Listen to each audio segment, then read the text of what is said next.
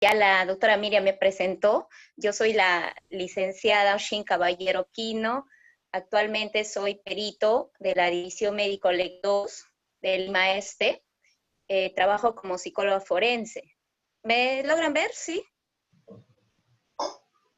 Sí, doctora. A ver, Sí. un ratito. No logro ver.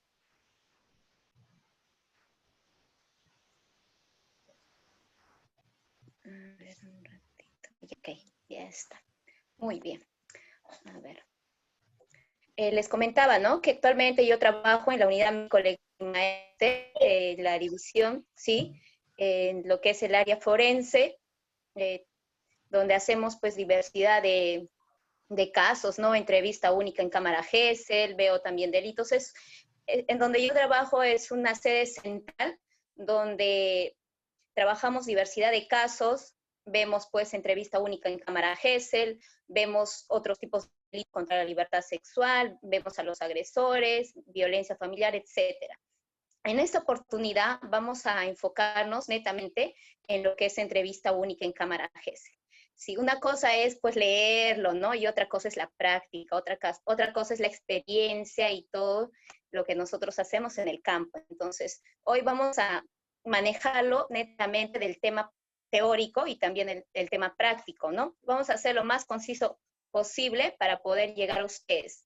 Pero antes de ello, quiero poner algunas reglas para poder llevar esta conferencia lo más bonito posible, ¿no? Quisiera, no sé, saber de ustedes, ¿en el momento me hacen las preguntas o al final? Porque a veces llega un tema y empiezan a hacer preguntas, o no sé si podríamos hacer al final mejor para poder avanzar con la conferencia y continuar, ¿no? Como ustedes deseen. A ver, opiniones para hacerlo esto más divertido. Sí, profesora, podemos desarrollar quizás el temario que se ha dispuesto y luego avanzar con las preguntas. Ya, muy bien, perfecto. Entonces, vamos a iniciar. A ver, aquí, ¿me podría dar la diapositiva, por favor?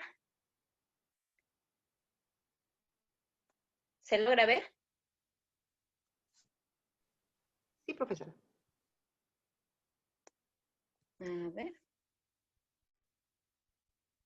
Yeah. Ok, estamos en esa diapositiva. Ok.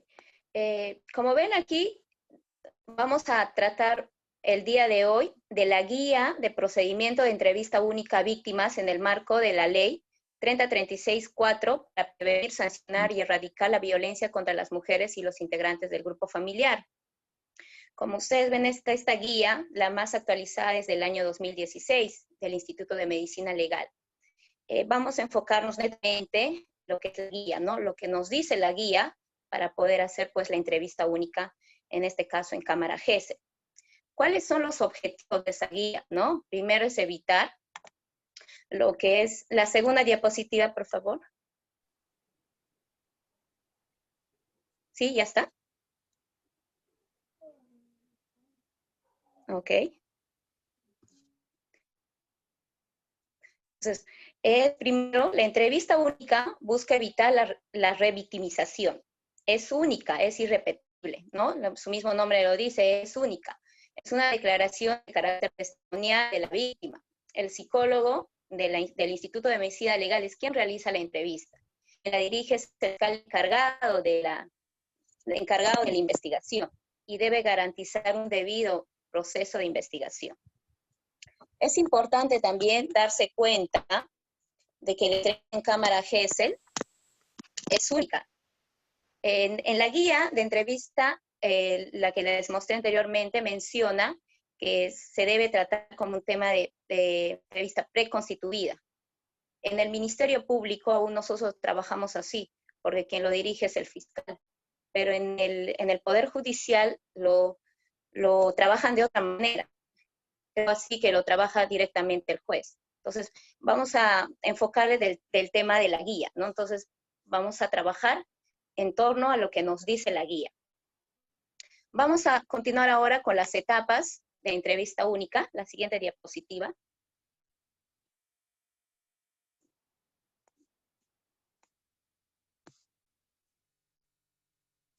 Ok. Entrevista, las etapas de la entrevista única son 3, ¿no? Primero es la etapa previa, luego es el procedimiento de la entrevista única en sí y la etapa posterior. ¿En qué consiste la entrevista previa? La entrevista previa, hay varios puntos a tomar. Primero es la denuncia, ¿no? En este caso, si es un caso de abuso sexual, ¿no? O de violencia sexual, sea por violación, tocamientos indebidos, en este caso se debería desarrollar la denuncia en el sector donde ocurrió los hechos. Por ejemplo, si ocurrió en Surco, debe haber una comisaría también que esté en Surco y va a pertenecer a la división médico-legal, pues en Surco, ¿no? Para que se pueda realizar la entrevista única y luego primero después, bueno, primero lo que es el examen de reconocimiento médico y luego también intervención de víctimas y testigos, ¿no? El Ministerio Público ahora también cuenta con esa área, ¿no? Del área de UDAVIT. Después, el procedimiento de entrevista única en sí. Más adelante vamos a hablar en qué consiste el procedimiento de entrevista única en sí. Les estoy mostrando las etapas, son 3 etapas, ¿no? Y la etapa posterior, que es la evaluación psicológica, la cadena de custodia, la intervención también del UDAVIT y la derivación a la red de tratamiento, a la red asistencial. Una vez hecho todo el procedimiento, el área de UDAVIT, pues, quien brinda el soporte emocional a la víctima, el acompañamiento, ¿no? Entonces, una vez, en el caso, por ejemplo, si fuera un caso de abuso sexual, si es de un menor de edad, el fiscal de familia hace una notificación, hace un documento para que esta víctima pues lleve un proceso de terapia psicológica, pero no lo lleve en el Ministerio Público, sino en la red asistencial, ¿no? Ahí está encargado pues lo que es el MINSA, ¿no? El Ministerio de Salud. Pasamos a la siguiente diapositiva. Intervenientes durante la entrevista única. ¿Quiénes son las personas que están durante la entrevista única? Primero es el fiscal de turno, ¿no? El fiscal quien dirige la investigación. El psicólogo, la víctima en sí. Luego es el acompañante de la víctima, el abogado de la víctima, el abogado del denunciado, el digitador. Sí, todos son los intervenientes de la entrevista única. ¿Estamos en esa diapositiva? Sí, doctora, estamos en intervinientes. Ya, ok. Ok. Entonces, es el fiscal, ¿sí? Ya les comenté, el psicólogo, la víctima, acompañante víctima, el digitador, la Policía Nacional, ¿no? Que el efectivo de la Policía Nacional, quien lleva todo el atestado, la carpeta fiscal, el abogado del denunciado y el abogado de la víctima. ¿Sí? Pasamos a la siguiente diapositiva.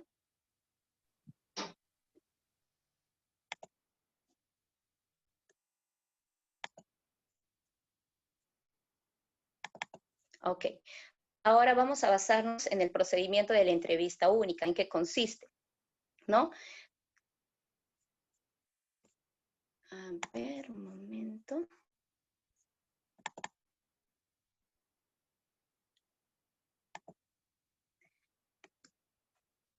Hay 4 etapas que vamos a tener en cuenta. Primero, que es previo a la entrevista, antes de la entrevista, durante la entrevista y culminada la entrevista.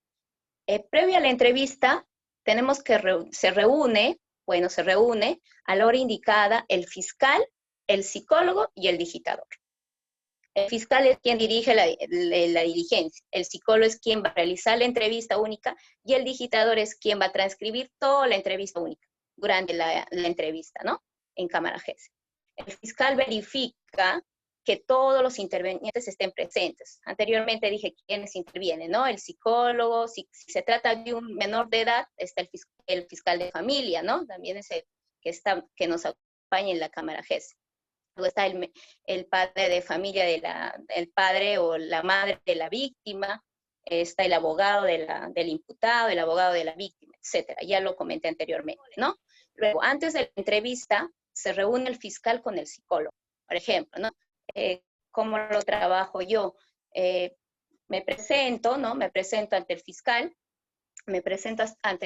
y le digo, doctor, buenos días, el día de hoy yo voy a apoyarlo con la entrevista única, ¿no?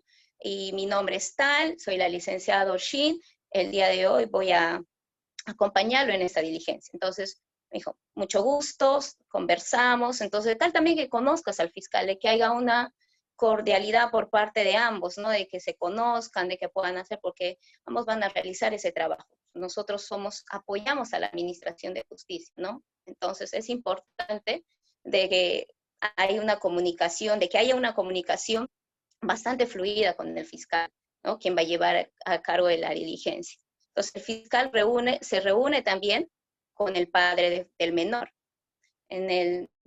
Bueno, antes de la pandemia, ahora ha cambiado casi todo, ¿no? Porque ahora ya tenemos que mantener el distanciamiento social, entonces es distinto, pero les comento también cómo trabajamos anteriormente, porque de aquí unos años vamos a volver a la realidad, entonces vamos a seguir haciendo pues como lo trabajábamos, ¿no? Entonces, el fiscal también se reúne con el padre de familia, bueno, con el padre del menor o la madre, quien acompaña encima, le comenta del caso, qué ha ocurrido, cómo ha sido el hecho, ¿no? Entonces, aparte de esto, el psicólogo también se reúne con el padre o con la madre. Por ejemplo, ¿no? Que ya leí la carpeta fiscal, leí toda la carpeta fiscal, vi pues en la denuncia, vi el reconocimiento médico y todo lo que la víctima puso la denuncia, lo que dijo, ¿no? Entonces está anotado ahí en la carpeta fiscal. Y aparte de eso, yo quisiera saber que me cuente el padre, pues, ¿no? Cómo se ha enterado del hecho, cuál ha sido el procedimiento que ha seguido, dónde ha hecho la denuncia, todo, ¿no? Todo relacionado al hecho. Entonces, después de eso, también el psicólogo, antes de la entrevista, se reúne con el menor, ¿no?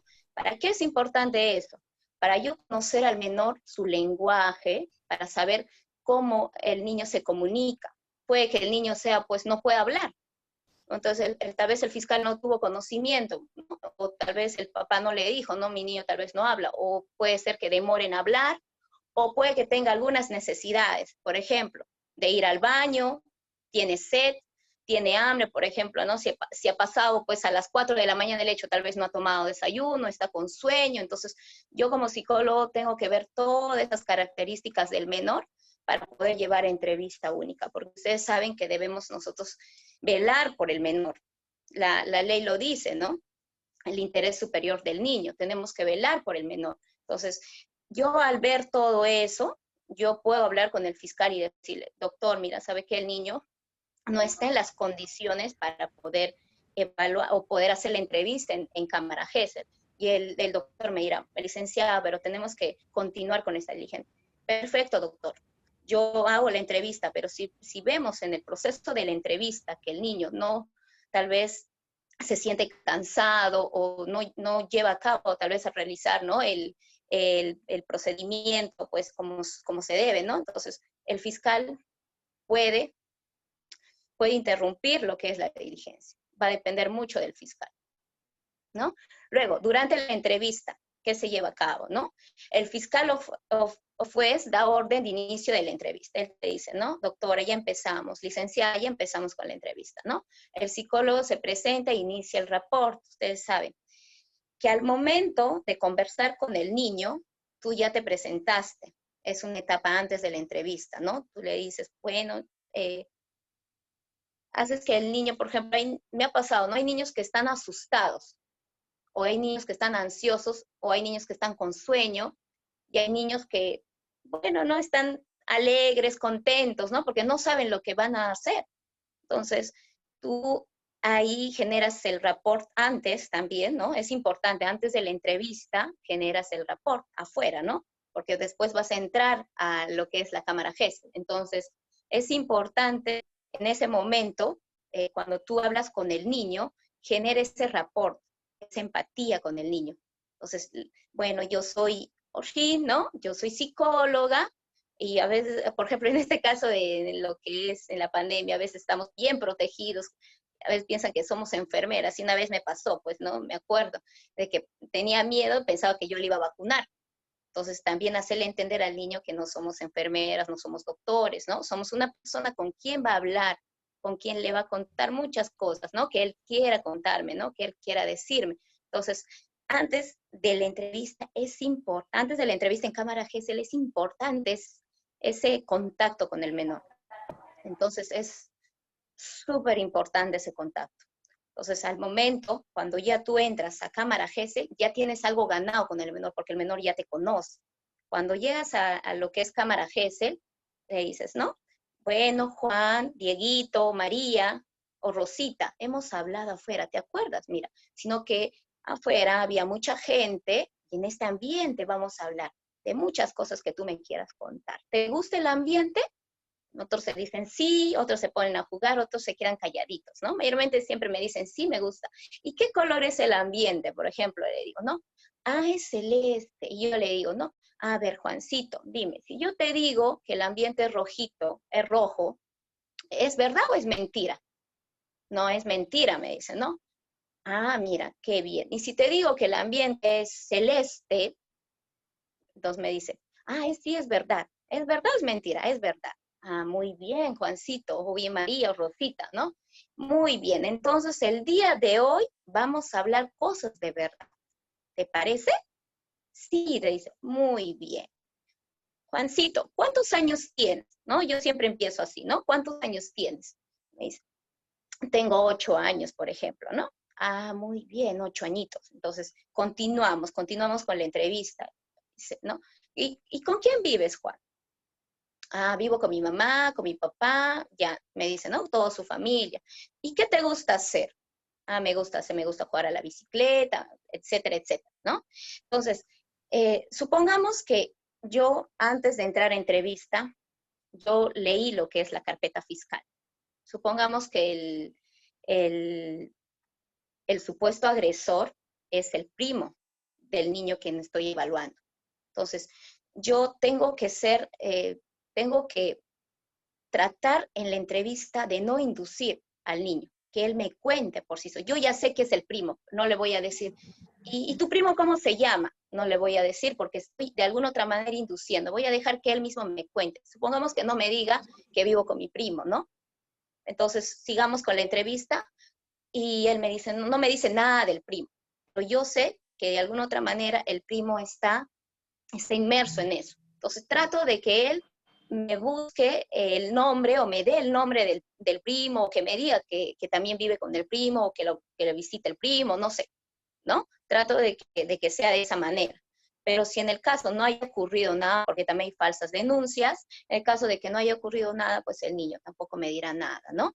Entonces, suele pasar así. Entonces, antes de la entrevista, yo ya he leído la carpeta fiscal. ¿Por qué? Es importante porque me ayuda a dirigir mi entrevista, a dirigir. Ya vi el reconocimiento médico, ya vi toda la declaración que hizo la madre del menor, incluso el menor, ¿no? Entonces, yo leí todo eso. Entonces, es sumamente importante ver todo eso. Después de eso, el psicólogo se presenta, bueno, eso ya les comenté, el psicólogo inicia el proceso de recopilación de la información, ¿no? Esta recopilación de la información tiene que ser sin inducir al menor, tiene que ser de forma natural, de forma espontánea. Y en el proceso, durante la entrevista, el fiscal, después de haber terminado todo eso, es quien transmite las preguntas. Tú terminas con toda la entrevista, ¿no? Haces tu cierre y todo, y el doctor, el fiscal, es quien te pregunta porque hay cosas que no están claras mediante el audífono que tú tienes, la parte en los oídos, él te pregunta y te hace algunas preguntas relacionadas al hecho, ¿no? De la investigación, que no han quedado claras. Culminada la entrevista, el fiscal indica al psicólogo la culminación de la entrevista. Dice, licenciada, eso es todo. Entonces, tú ahí haces el cierre, ¿no? Con el menor. Haces el cierre y le mencionas que le das las gracias, ¿no? Por haberte comentado, si en el caso te ha dicho sobre los hechos en materia de investigación, le das las gracias, le dices, Juancito, te agradezco, ¿no? Por lo que me hayas dicho el día de hoy, es bastante importante la información que me has brindado.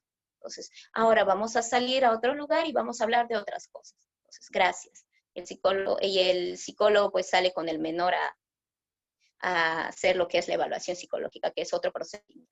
El digitado revisa la transcripción quemada en DVD porque es grabado. Saben que lo que es la entrevista única es grabado, porque es una diligencia que va a ayudar bastante a lo que es al fiscal, ¿no? Para que pueda llevar como medio de prueba. Por eso tiene que estar bien hecho sin haber inducido al menor. Y luego pues se hace la firma de los participantes y la cadena de custodia, ¿no? Que es. Pasamos a la siguiente diapositiva.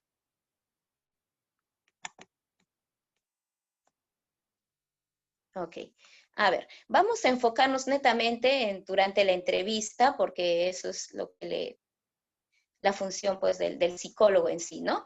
Ya les mencioné el clima de confianza, la narrativa libre, la clarificación. ¿En qué consiste la clarificación? ¿No?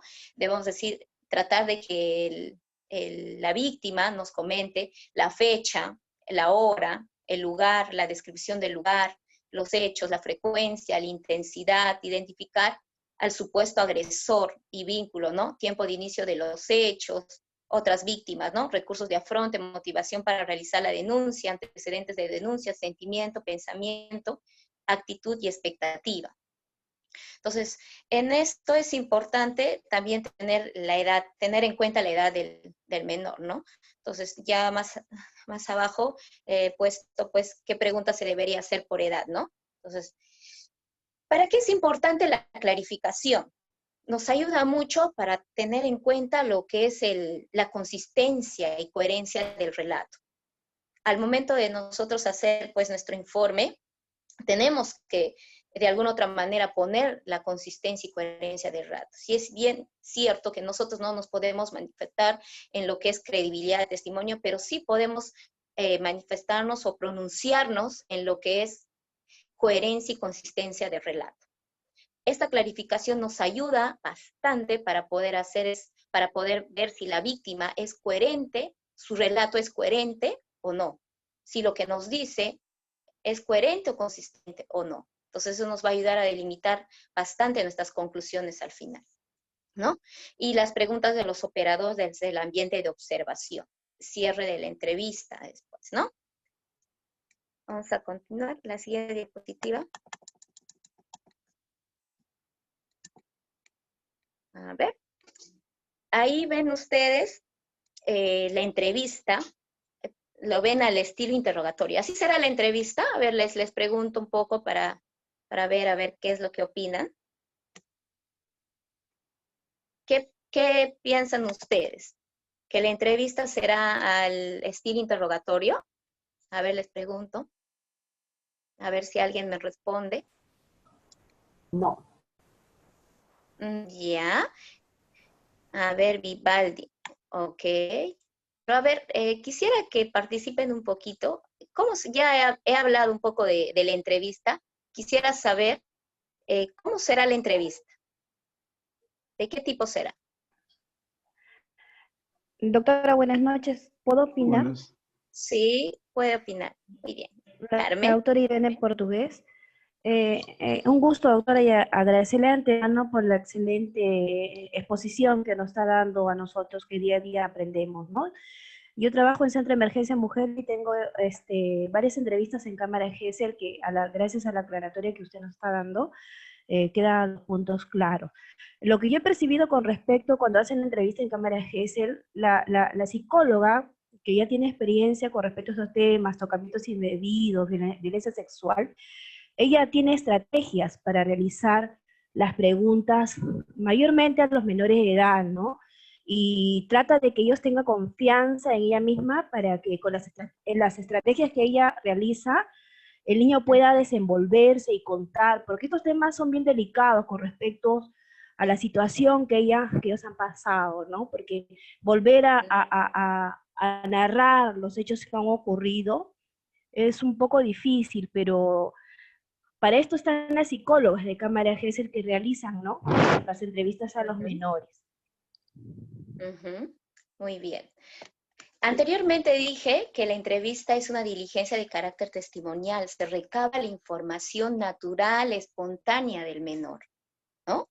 Entonces, eso tiene que ser una información, pues, natural, ¿no? Yo como psicólogo no puedo inducir a que el menor me diga. Yo sé que pasó, yo al momento de leer la carpeta fiscal, yo vi, ¿no?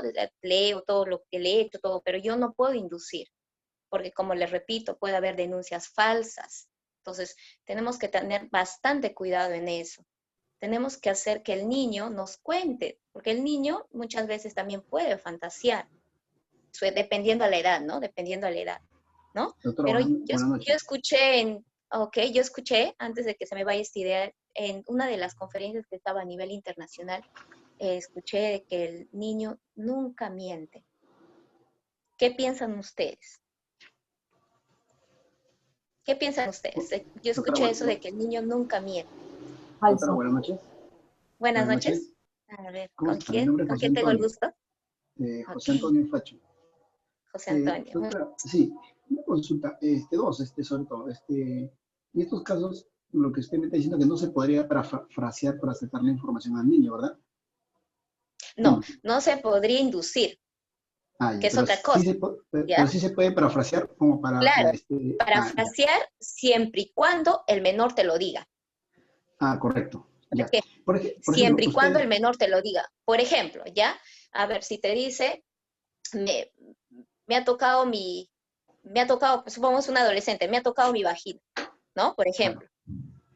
Tú me dices que te ha tocado tu vagina. O sea, repetir, ¿no? Lo que te dice, pero siempre y cuando te lo diga. Mientras no claro. te lo diga, tú no puedes inducir. Por ejemplo, tuve un caso de un niño, por ejemplo, que decía que su papá, estamos hablando de un menor de 3 años, decía que Ujú. su padre le había hecho tocamientos.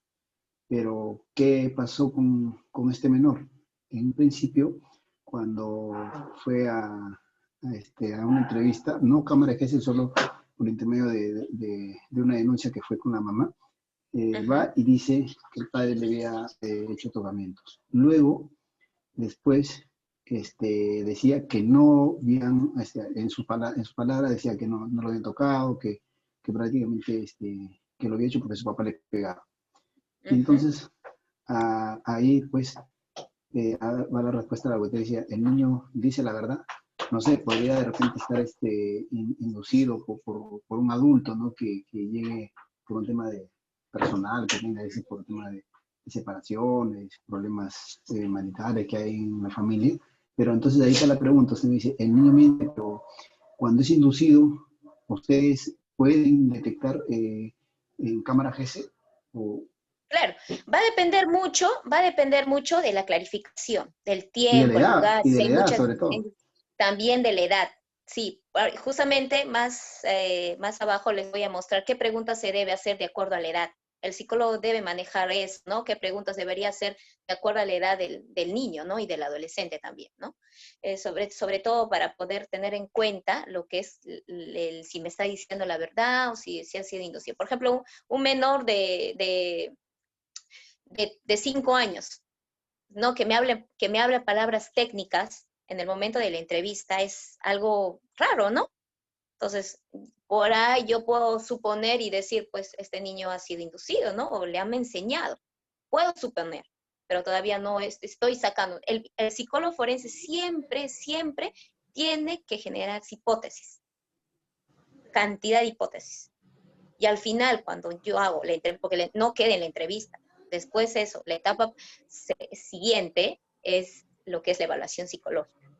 La entrevista es parte de la evaluación psicológica, pero son dos procedimientos totalmente diferentes, ¿sí? Entonces, entrevista única me ayuda a poder hacer mi evaluación psicológica, porque en la entrevista está todo el relato. Entonces, del relato tengo que hacer la coherencia y consistencia, si el menor es consistente o no en lo que me dice. La clarificación, ¿no? La cantidad de detalles. Me dice, me da las características del supuesto agresor, también me da las características del ambiente, dónde ha pasado el hecho, ¿no? Sobre todo más en adolescentes pasa eso, ¿no? Porque ellos te cuentan con ese lenguaje natural, espontáneo, ¿no? ¿Sí? ¿Está bien? Gracias, doctor. Ok. Sí, al final igual pueden seguir guardando las preguntas y al final con mucho gusto aclaramos todas las preguntas. Como les digo, una cosa es, a ver, una cosa es leer. Hay un montón de información, lectura, pero una cosa es estar en la práctica. Antes de la pandemia, pues casi a diario se veía estos casos, ¿no? En cámara Gesell, pero ahora en la pandemia, pues hay casos, han aumentado los casos, pero el tema del distanciamiento, pues sí, como somos un montón de psicólogos, estamos siendo pues un día faltando, ¿no? Faltando un día, faltando pues 2 días, pero hay casos. Y en estos últimos días han llegado casos más por violación por en estado de inconsciencia, ¿no? Que le han dado de beber, le han dado pastillas. Entonces, a veces es bien difícil determinar esos casos, pero la consistencia y coherencia del relato nos ayuda bastante a determinar, ¿no? Y aparte también toda la evaluación psicológica que tú le haces posteriormente. Pasamos a la siguiente diapositiva, Miriam. Ok. Esto es relativo, ¿ya? El tiempo técnico estimado tendrá una duración promedio de 2 horas, dependiendo de la complejidad del caso, y lo recomendado será el inicio puntual de la diligencia a fin de no perjudicar las siguientes entrevistas programadas. Esto es relativo, ¿ya? La guía lo dice, ¿no? Podrá haber un tiempo de 2 horas promedio, pero si duras pues 20 minutos, 40 minutos, o sea, va a depender mucho del caso, ¿sí? Muy bien. La siguiente. Ok, vamos a ir a las fases de la entrevista. A ver, ¿cuáles son las fases? En lo que es la entrevista única tenemos fases. Uno que es la narrativa, primero que es el rapport, ¿no? Que generamos el rapport. Luego la narrativa libre. Después continuamos con la clarificación que ya les mencioné en qué consiste. Preguntas de los operadores y el cierre. Son las fases, no se deben olvidar. El rapport, generar ese clima de confianza. La narrativa libre, que menor me cuente de manera natural, espontánea. Clarificar, ¿no? Por ejemplo, decirle, mira, tú me dices esto, no he logrado comprenderte bien este tema, vamos a comentarte un poquito de esto, ¿no? Entonces, de acuerdo a lo que él te diga, tú clarificas, ¿no? Supongamos que te dice, pasó en esto, en esto, en esto. Los adolescentes mayormente te dicen rápido, pasó esto, y a veces su lenguaje es tan rápido que tú estás entrevistándolo y ya ella está terminando, por ejemplo, ¿no? O a veces también el adolescente es lento, no te cuenta. Entonces, tú tienes que tratar de que él te cuente. Entonces, es importante esta parte. Primero, el rapport. Ahí es donde tú generas toda esa confianza para que el niño te cuente de alguna otra manera, ¿no? Luego, en las preguntas de los operadores. A ver, muchas veces la entrevista se alarga por eso, por las preguntas de los operadores, y me ha pasado también. Por eso, es sumamente importante que al inicio, cuando yo les comenté de que debe haber pues una comunicación adecuada con el fiscal, comentarle y decirle, doctor, le pido por favor que al momento cuando usted me hace las preguntas, trate de ser lo más conciso posible y preguntarme de acuerdo a lo que el menor relata, porque a veces repiten las preguntas. O sea, normalmente el niño te dice y el fiscal me vuelve a repetir lo que el niño me dice. Entonces, o no están atentos o no sé qué ha pasado, o no lo han escuchado. Por ejemplo, ahora puedo comprenderlo por el tema de la pandemia, ¿no? El niño está pues con la mascarilla, tal vez no se ha escuchado el momento que ha dicho pues también el motivo del hecho, entonces, bueno, lo comprendo. Pero muchas veces pasa que vuelven a recalcar en el mismo hecho, ¿no? Vuelven a preguntar y se alarga la entrevista. Entonces, es importante que haya esa comunicación con el fiscal al inicio. Siempre yo le digo, ¿no? Porque ya me ha pasado, le digo, doctorita, yo quisiera que trate de estar atenta para que justamente me pregunte. Y otra cosa también, hay preguntas por parte del abogado, del imputado, hay preguntas muy directas. Entonces, ¿qué es lo que tiene que hacer el psicólogo? Tratar de esas preguntas, tratarlas de poner de alguna manera adecuadas para el menor, de acuerdo a la edad. Por ejemplo, una vez me dijeron, a ver, que diga cómo le metió. Así, cómo lo metió. Entonces, y era una niña, a ver si no recuerdo, una niña de 8 años, creo.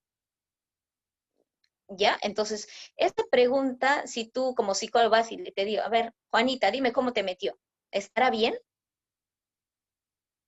No está bien. Entonces, como psicólogo uno tiene que tratar de ver qué preguntas, aparte de lo que me diga pues el abogado, me diga pues el doctor, ¿no? Entonces, por el, por el micro me está diciendo y yo lo estoy escuchando por los audífonos. Entonces, yo a veces con mi carita o con mi hago así, ¿no? Entonces, como decir, no, no va esa pregunta o vuélveme a replantear la pregunta porque esa pregunta no la voy a hacer. Entonces, el psicólogo tiene que saber qué preguntas de lo que te digan, tratar de adecuarlas a la edad del menor, pues, ¿no? A ver, pasamos a la otra diapositiva. Ok, aquí les decía, Belia les mencionaba anteriormente sobre la Guía General de Conocimiento Apropiado, ¿no? La edad. A niños de 3 años se tiene que preguntar el quién y el qué. A niños de 4 a 6 años, quién, qué y dónde. A niños de 7 a 8 años, quién, qué, dónde, cuándo, ¿no? A niños de 9 a 10 años, el quién, qué, dónde, cuándo y organización del evento, ¿no? Todo lo que ha pasado en relación al evento. De 11 a 12 años, un adolescente, pues sí, a preguntarle todo, ¿no? ¿Quién, qué, dónde, cuándo, organización del evento y detalles contextuales, ¿no? Por ejemplo, el ambiente, cómo estaba situacionado, si sucede en la cama, qué color era, pues, la sábana, ¿no? ¿Qué había en el ambiente? ¿Había un ropero? ¿Había un televisor? ¿Qué más había, no? Entonces ya te da, pues, un relato más con detalles, ¿no? Más general, ¿no? Entonces que a un niño, pues, de 3 años. Un niño de 3 años te puede decir el quién y el qué. ¿Quién fue, no? Características, ¿no? Por ejemplo, él es bajito, gordito, altito, tiene cabello corto. A mí me dijo una vez un niñito, una niñita me dijo, ¿cómo es él? A ver, él es un joven que parece ancianito, que tiene no, que tiene pelo blanco. Un joven que parece ancianito, que tiene cabello blanco, ¿no? Por ejemplo. Entonces ya tú vas viendo, ¿no? ¿Cómo es, no? ¿Es moreno? ¿Es blanco? No, es moreno. Entonces ahí ya vas preguntando, ya te va dando las características. Es importante estas características para tener en cuenta que preguntar al menor, ¿no? Y al adolescente. ¿Pasamos? Ok.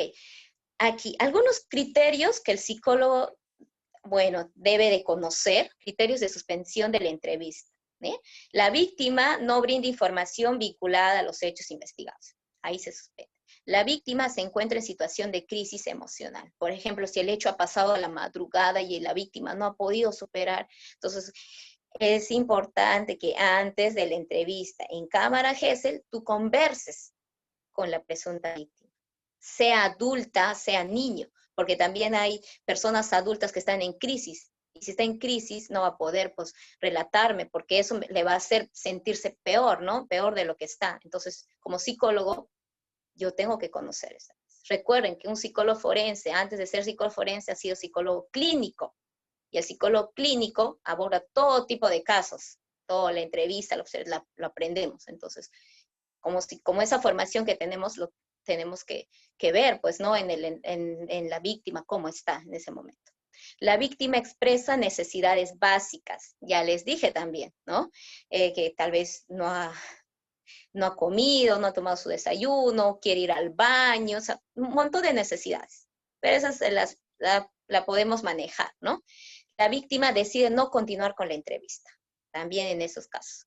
Fallas técnicas, ¿no? Energía eléctrica y funcionamiento de los equipos audiovisuales. Eso me ha pasado también. Justo se va a llevar la entrevista única y no sé qué ha pasado con la pantalla con el audio que no grababa. Entonces, cuando hay fallas técnicas también se suspende lo que es la entrevista. Ok. ¿Pasamos? Aquí. Aquí tenemos lo que es la cámara Gesell, ¿no? Ahí vemos. ¿Sí?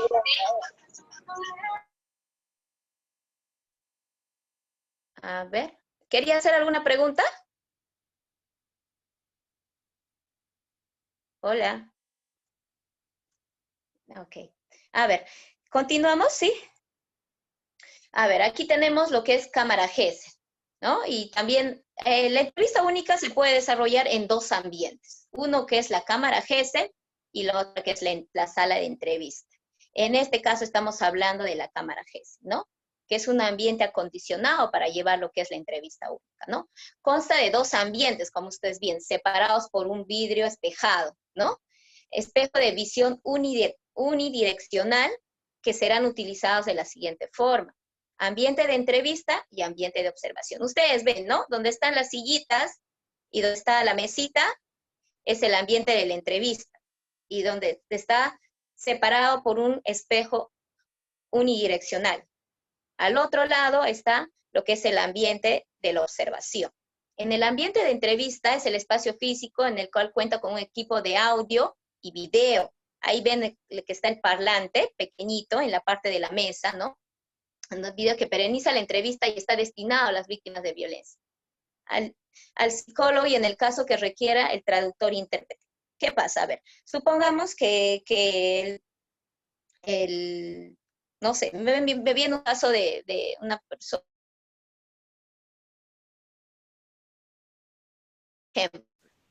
y quechua de Ayacucho, que yo no lo entiendo. De Huánuco lo puedo entender, pero de Ayacucho no, porque son tipos de quechuas diferentes. Entonces, es un ejemplo, ¿no? Que viene derivado y para pasar entrevista única, por el tema de violación sexual, por su padrastro, por ejemplo. Entonces, en ese caso se puede pedir la participación de un intérprete, y el intérprete puede estar en lo que es la entrevista. Pero hasta ahorita no he tenido ningún caso de eso, ¿no? Pero es bueno mencionarlo también. Ahora, en el ambiente de observación, ¿no? En el ambiente de observación es el espacio físico destinado a los sujetos procesales, ¿no? Donde está el fiscal, el juez, cuando corresponda, ¿no? Los padres o responsables del niño, niña o adolescente, el abogado de la víctima, el abogado del imputado, el psicólogo de la unidad de protección y asistencia a víctimas, testigos, y el policía según el caso, ¿no? Todos, menos pues el encargado que es el psicólogo, está al otro lado, ¿no? Lo que es la entrevista. Quien dirige la diligencia es el fiscal, y quien realiza la entrevista es el psicólogo. Tengan en cuenta eso, ¿sí? Muy bien. Ahora, también surge algo que recuerdo en este caso, ¿no? En el caso de los peritos de parte, por ejemplo, muchas de las preguntas están relacionadas también a eso. A ver, los peritos de parte, yo les pregunto a ustedes, y estamos para aprender en este día. Los peritos de parte, ¿creen ustedes que ellos harán la entrevista? ¿Ellos tendrán la opción de hacer la entrevista? ¿Sí o no?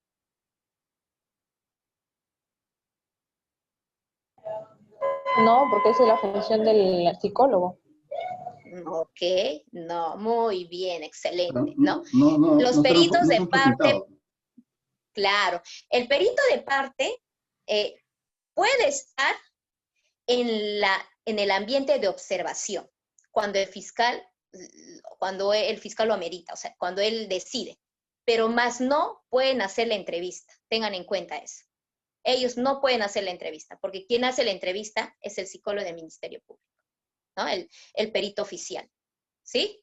Tengan en cuenta eso, es importante, porque eso también, recuerdo que ha venido en una de las preguntas, creo, para postulación, entonces ya saben.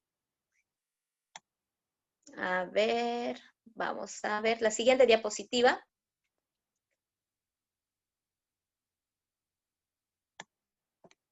Ahí ¿ves?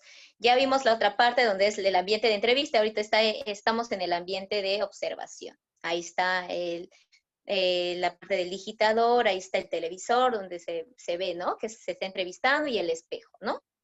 Unidireccional. Ahí está donde se siente el fiscal de familia, el fiscal penal, el abogado del imputado, el abogado de la víctima, el padre del menor o la madre, ¿no? Y el oficial de la PNP. Pasamos a la otra diapositiva. Ok. Algunos aspectos a tener en cuenta durante la entrevista, ¿sí? Debemos tener en cuenta estos 4 aspectos. Preguntas de los operadores de justicia del ambiente de observación. Las preguntas se canalizan por medio del fiscal encargado de la investigación. Sí, es importante de que el fiscal, él tiene que canalizar las preguntas que me las va a dirigir, pero muchas de las veces que ha pasado, no ha pasado así, o sea, directamente el abogado del imputado me pregunta y me hace preguntas muy fuertes para la menor, ¿no? De acuerdo a la edad. Entonces es indispensable de que el fiscal también ahí pues intervenga, ¿no? Y le diga que esa pregunta no. Recuerdo que había una fiscal de familia y dijo, doctor, esa pregunta no va. Entonces, antes de llegar al psicólogo, también es importante de que el abogado, bueno, que el fiscal canalice esas preguntas, ¿no? Las preguntas deben ser puntuales y las preguntas que estén basadas en los hechos investigados, ¿no? Recuerden que estamos en una investigación, ¿no? Que no sabemos si de alguna otra manera pues eso puede ser una denuncia falsa o un hecho que en realidad ha pasado, ¿no? Evitar preguntas repetitivas. No hay que repetir, es lo que ya les decía pues anteriormente, ¿no? La siguiente.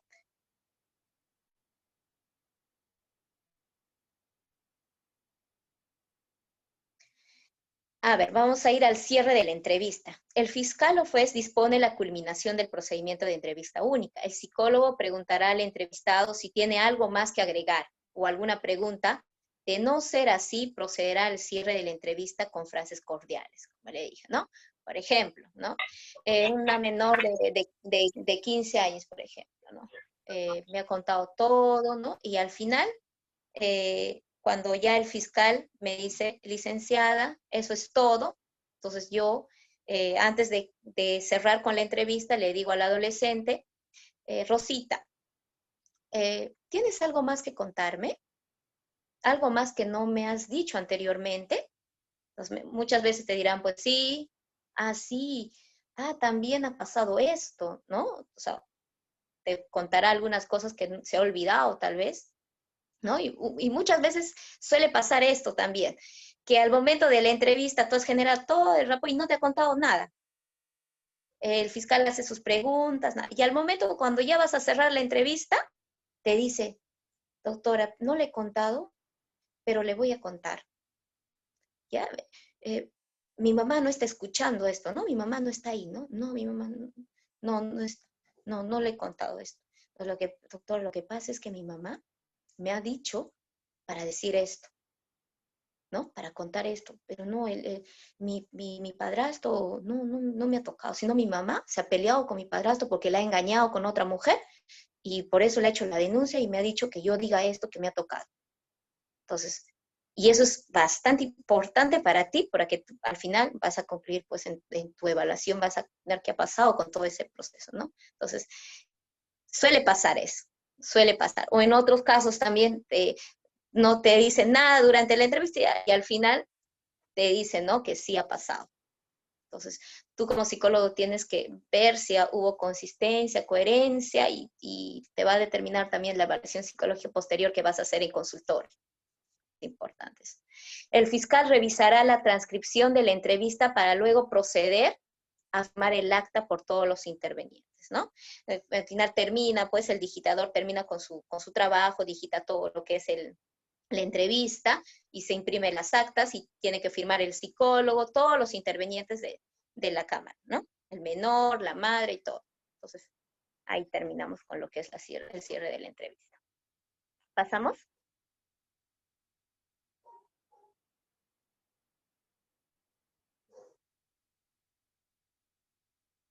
Ok. La cadena de custodia, la entrevista única es una diligencia que forma parte de la investigación, que ya les dije, ¿no? De la investigación, que conduce el fiscal, quien al recibir el acta de entrevista única y el soporte audiovisual, porque es grabado, que lo contiene, lo remite a la Oficina de Evidencias en aplicación al artículo 13 del Reglamento de Registro Audiovisual de Actuaciones Fiscales. Bueno, eso ya le corresponde al doctor, ¿no? Que él va a hacer su conferencia el día de hoy, más lo que es en el área penal. El encargado de la cadena de custodia es el fiscal a cargo de la investigación, ¿no? Pero es parte del proceso, por eso es que lo menciono. ¿Ok? Es posterior a la entrevista. Algunas cosas que debemos de tener en cuenta consideraciones en el procedimiento de entrevista única. Como psicólogos debemos tener en cuenta esto. Cuándo no se debe llevar o en qué aspectos no se debe llevar lo que es la entrevista única. Uno, en personas agresores, infractores o testigos. Me preguntaban, recuerdo de las otras capacitaciones me preguntaban y me decían, licenciada, ¿la entrevista única solo es para víctimas o también es para agresores? ¿Qué creen ustedes? A ver, no se duerman. ¿Qué creen ustedes? Yo creo que es para Que las las víctimas. personas... Muy bien, para las víctimas, sí, perfecto. La entrevista única solo son para víctimas, ¿ya? No son para agresores, no son para infractores, ni para testigos. En el caso, tal vez, puede que lo amerite el fiscal, puede ser, pero menos para agresores. Personas que presenten un lenguaje incomprensible, que no le permitan comunicarse, ¿sí? Al inicio, cuando tú vas a comunicarte con el menor, con el adolescente, tú vas a ver el tipo de lenguaje que presenta. Por ejemplo, supongamos que presenta un lenguaje, pues, de retardo leve.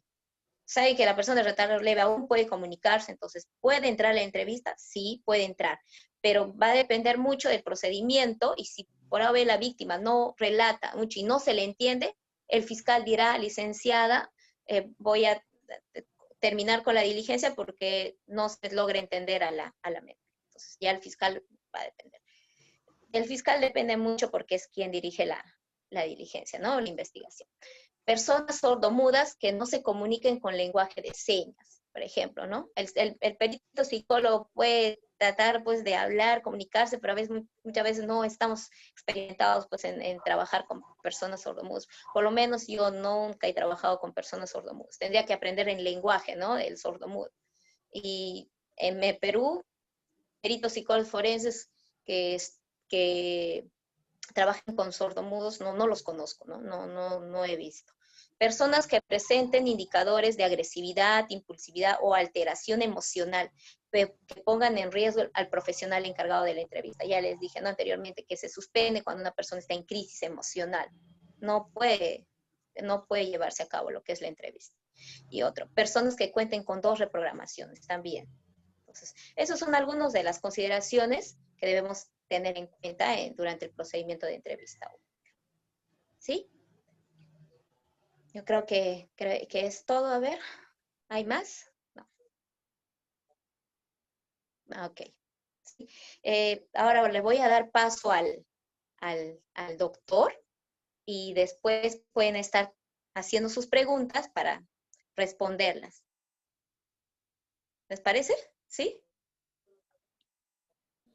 Muchísimas gracias, profesor Oshin Caballero Aquino, por la ponencia que nos ha brindado el día de hoy sobre la entrevista única de Cámara GESEL. Bueno, de acuerdo a la temática que hemos dispuesto, le tocaría el turno al colega Juan Carlos Cabrera Segovia para que en la tercera parte puedan en forma conjunta, de acuerdo al rol de preguntas, poder absolver desde el tópico ya multidisciplinario, desde la psicología forense y desde el derecho procesal penal. Muy bien, continuamos entonces. Muchísimas gracias. Doctor, buenas noches. Buenas noches, el licenciado Oshin Caballero, señorita Miriam Magallanes, buenas noches, agradeciendo la oportunidad que se me brinda para exponer unas ideas con relación a este tema muy interesante. En ese sentido, vamos a proceder a compartir pantalla. Se ha preparado unas diapositivas. Mi nombre es Juan Carlos Cabrera Segovia, soy fiscal adjunto provincial penal, ya desde el año 2011 trabajando tanto en fiscalías, lo que corresponde a fiscalías comunes, y en los últimos 3 años a fiscalías especializadas. En ese sentido vamos a proceder a compartir pantallas. Voy a ver.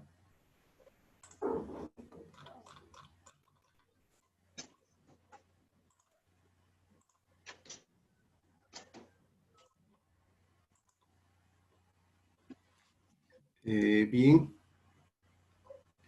Quisiera, por favor, si me pueden confirmar si es que se visualiza la diapositiva. Doctor, Sí, ¿lo dice de forma correcta? Ok, bien.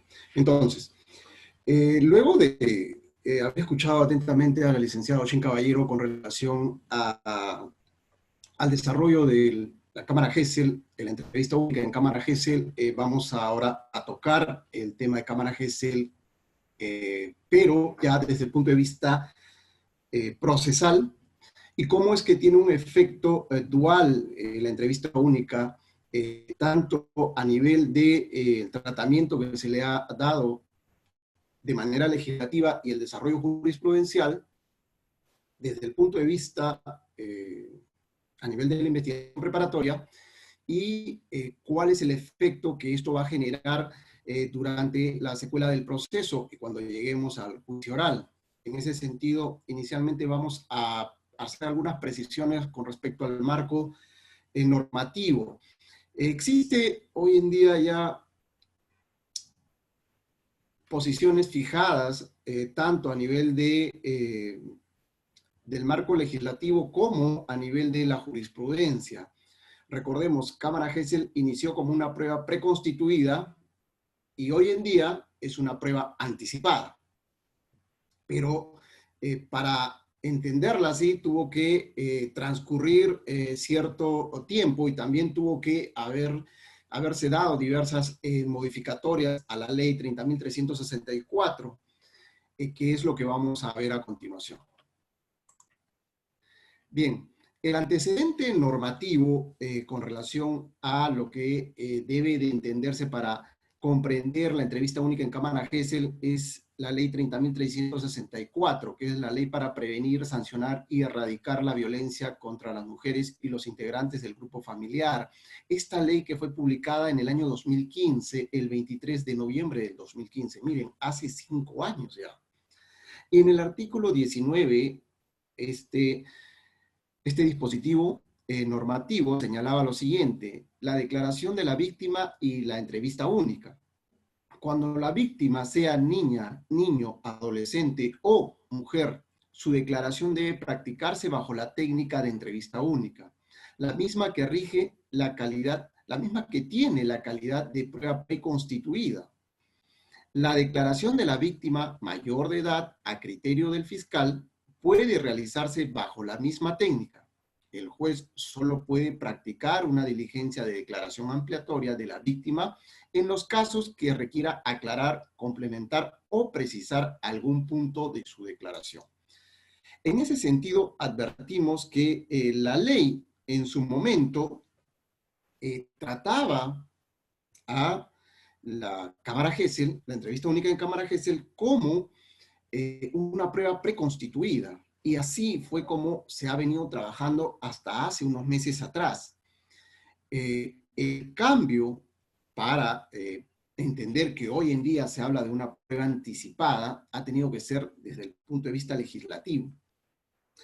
Y es curioso porque la misma Corte Suprema, aun cuando estuvo vigente la modificatoria que más adelante la vamos a desarrollar, seguía trabajando el tema como una prueba preconstituida. Y eso también lo vamos a resaltar en su oportunidad.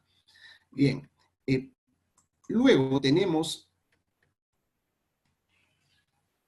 el panorama actual con el cual se trabaja el estudio de Cámara Gesell, el análisis de Cámara Gesell, es con el decreto legislativo 1386, publicado el 4 de septiembre del 2018. Hay que tener una especial referencia a esta fecha, septiembre de 2018, porque recién a partir del 2020 es que la jurisprudencia ya entiende que la entrevista única en Cámara Gesell se debe de trabajar como una prueba anticipada, dejando la temática y dejando de abordarla como una prueba preconstituida. Este decreto legislativo 1386 en el artículo 19 modifica el artículo 19 de la ley 30.364 y señala: cuando la víctima sea niña, niño y adolescente o mujer, su declaración debe practicarse bajo la técnica de entrevista única y se tramita como prueba anticipada. Este detalle que cambia todo el tratamiento, todo el trámite y la operatividad que se le tiene que dar cuando uno investiga en los delitos contra la libertad sexual. He aquí este gran cambio, puesto que hoy en día ya se trabaja como prueba anticipada. Y sigue esta modificatoria. La declaración de la víctima mayor de edad, a criterio del fiscal, puede realizarse bajo la misma técnica. El juez solo puede practicar una diligencia de declaración ampliatoria de la víctima en los casos que requiera aclarar, complementar o precisar algún punto sobre su declaración. Ahora bien, esta ley requiere pues un reglamento. Y el reglamento de la ley 30.364, que también fuera modificado, también previó esta situación, tal como aparece. El Decreto Supremo 009-2016 MIMP, que es el que aprueba el reglamento de la ley 30.364, en su artículo 11 señalaba lo siguiente: la declaración de la víctima se realiza conforme a lo estipulado en el artículo 19 de la ley, en especial cuando se trate de niñas, niños y adolescentes y mujeres bajo los parámetros establecidos por el Ministerio Público, por el Instituto de Medicina Legal y Ciencias Forenses del Ministerio Público, priorizando los casos de violencia sexual. En aquel momento iba en perfecta consonancia, puesto que se trabajaba como prueba preconstituida. Este reglamento también fue modificado, tal como aparece ahora en el Decreto Supremo 004-2019 MIMP, del 7 de marzo del 2019, cuando se regula en el artículo 12 la declaración de la víctima. En la valoración de la declaración de la víctima, los operadores y operadores de justicia especialmente deben observar la posibilidad que la sola declaración de la víctima sea hábil para desvirtuar la presunción de inocencia si es que no se advierten razones objetivas que invaliden sus afirmaciones. Para ello se evalúa la ausencia de incredibilidad subjetiva, la verosimilitud del testimonio y la persistencia de la incriminación. Estas dos últimas líneas han sido recogidas del Acuerdo Plenario 2-2005, que fuera asumido por la Corte Suprema el 30 de septiembre del 2005. Luego, en el punto B del artículo 12.1, señala la importancia de que la retractación de la víctima se evalúe tomando en cuenta el contexto de coerción propiciado por el entorno familiar y social próximo del que proviene la víctima y la denunciada. Aquí debemos tener en cuenta algo muy importante.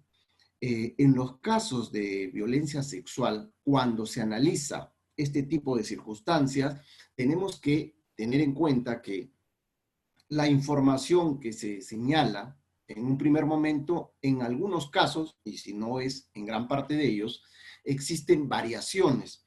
Variaciones en cuanto al modo forma, por el tiempo que puede ocurrir entre que se presenta este acto lesivo hasta el momento en el que se recibe la versión oficial de la víctima, sea a través de la entrevista única en cámara Gesell o a través de la prueba preconstituida, trabajada de esa forma, o lo que ahora ya se conoce como una prueba anticipada. Y hay algo muy importante que debemos de tener en cuenta, que es evitar la revictimización. En este caso, la revictimización es un postulado principal que se debe de manejar y tener muy en claro cuando uno investiga y cuando trabaja con investigaciones en delitos contra la libertad sexual. ¿Por qué?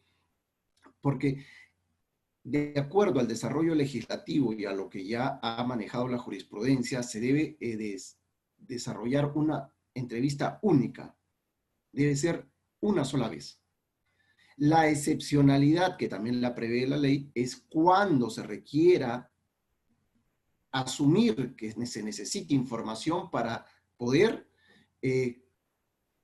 resolver un caso. Y en esas circunstancias, la excepcionalidad es la que entra a tallar, pero por regla general no debe de darse la revictimización. Y si una persona que ha sufrido este tipo de agresión, lo que se requiere es que en una sola oportunidad brinde esa información y que en aquel momento se recoja toda la información necesaria y suficiente para resolver un caso. Luego, en este artículo también se recoge algo muy importante. Se deben de observar los criterios establecidos en los acuerdos plenarios aprobados por la Corte Suprema de Justicia de la República. Y esto es muy interesante porque si nosotros podemos darnos cuenta a lo largo de los recursos de nulidad, las casaciones, sentencias plenarias casatorias, acuerdos plenarios, la jurisprudencia ha ido moldeando ya un criterio que maneja la Corte Suprema para resolver determinados tópicos cuando se trata de delitos contra la libertad sexual. Y eso también vamos a verlo a continuación.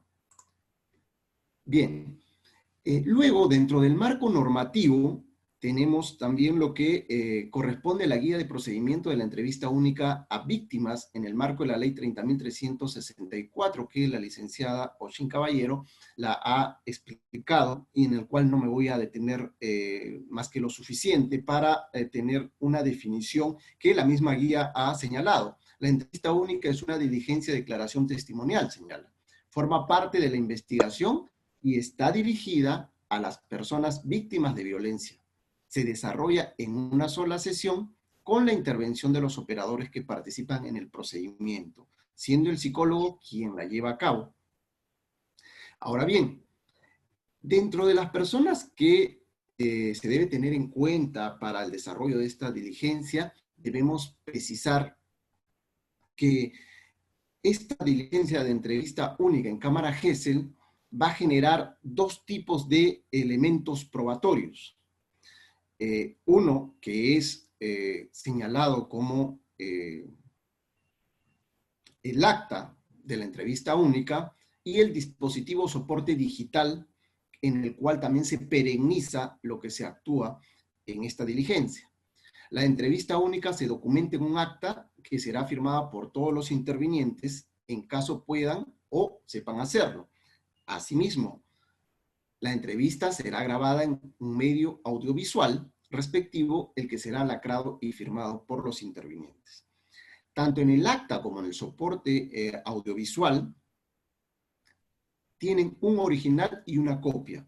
Y esto es importante porque una copia de estos elementos se quedan en custodia de la unidad médico-legal, de la división médico-legal, donde se desarrolla este tipo de diligencias.